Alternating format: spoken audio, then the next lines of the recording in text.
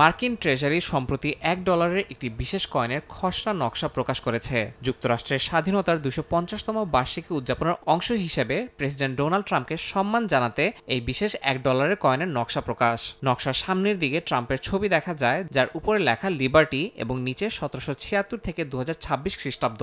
কয়েনের অন্য পাশে ট্রাম্পকে উঁচু মুষ্টি অবস্থায় দেখানো হয়েছে।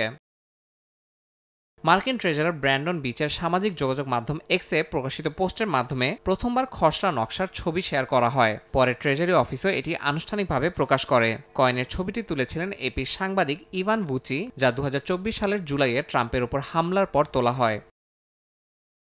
মুদ্রায় জীবিত মানুষের ছবি রাখা সংক্রান্ত যুক্তরাষ্ট্রের বিদ্যমান আইনে কোনো অনুমোদন নেই। তবে ট্রেজারির বক্তব্য, এই খসড়া নকশা প্রথমবারের মতো দেশের ইতিহাস ও গণতন্ত্রের শক্তিশালী প্রতিফলন।